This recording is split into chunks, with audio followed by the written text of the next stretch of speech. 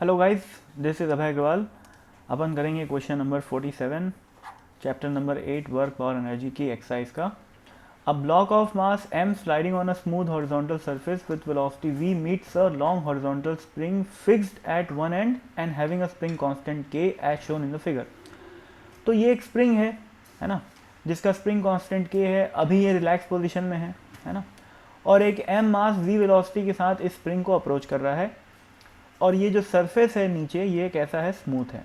तो coefficient of friction क्या हो गया, 0 हो गया। ठीक है, अब find the maximum compression of the spring.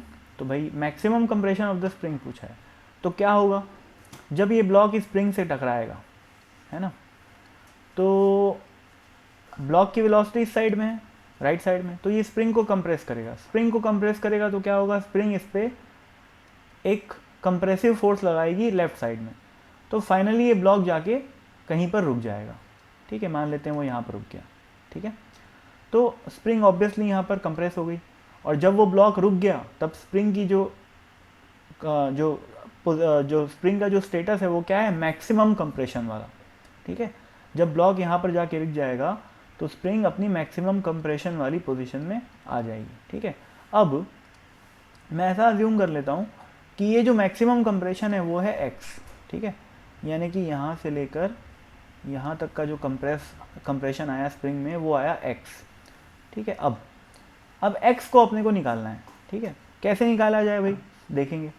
अपने को पता है यहाँ पर कोई फ्रिक्शन प्रेजेंट नहीं है या किसी भी प्रकार का नॉन कंजर्वेटिव फोर्स प्रेजेंट नहीं है। ठीक है, तो एक लाइन में अगर इसको सॉल्व करना हो तो अपन ऐसा बोल सकते हैं कि ब्लॉक की पूरी की काइनेटिक एनर्जी, पूरी की पूरी kinetic energy that is half M V square किस में कन्वर्ट हो गई, स्प्रिंग की पोटेंशियल एनर्जी में। वो कितना होता है, हाफ के एक्स स्क्वायर। ठीक है, तो इससे x की वैल्यू क्या आ गई, root over M V square by K. तो शॉर्ट में अगर किसी को समझ में आता हो तो ये बेस्ट तरीका है। ठीक है, लेकिन अगर किसी को समझने में इसमें दिक्कत हो रही है तो वो फिर उसका डिटेल सॉल्यूशन देख सकता है। वो ये है कि भाई फाइनली अपने को पता है कि जो वेलोसिटी है वो 0 हो जाएगी। ठीक है, इनिशियली जो वेलोसिटी है वो v है। ठीक है, अब मैं चूंकि non dissipative forces like friction are absent, तो मैकेनिकल एनर्जी कंजर्वेशन में अप्लाई कर सकता हूँ।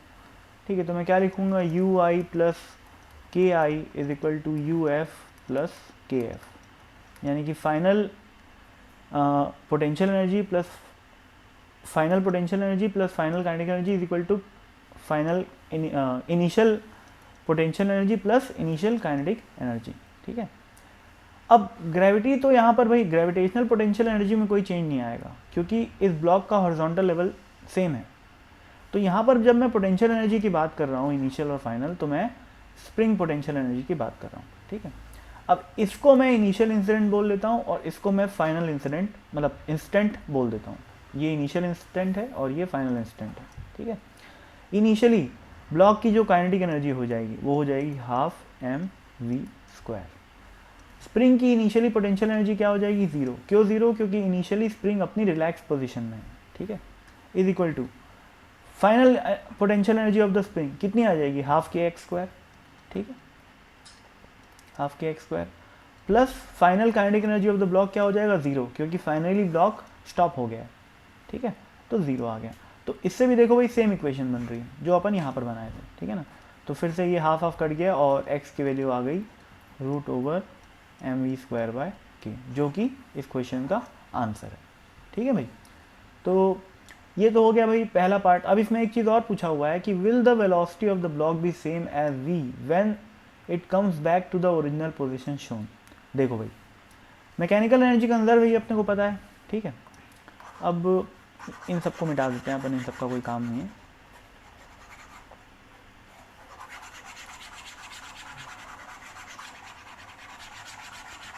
अब मैकेनिकल एनर्जी कंजर्व है तो क्या होगा, ब्लॉक पहले स्प्रिंग को कंप्रेस किया मैक्सिमम और वापस आना स्टार्ट हो जाएगा क्योंकि स्प्रिंग इसको धक्का मारना स्टार्ट कर देगी।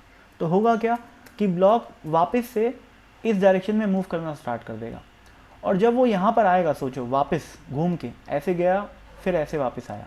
ठीक है, ऐसे गया और वापस आया, तो होगा ये कि स्प्रिंग को भले ही वो इनिशियली कंप्रेस किया था लेकिन वापस से स्प्रिंग क्या हो जाएगी, डीकम्प्रेस हो जाएगी।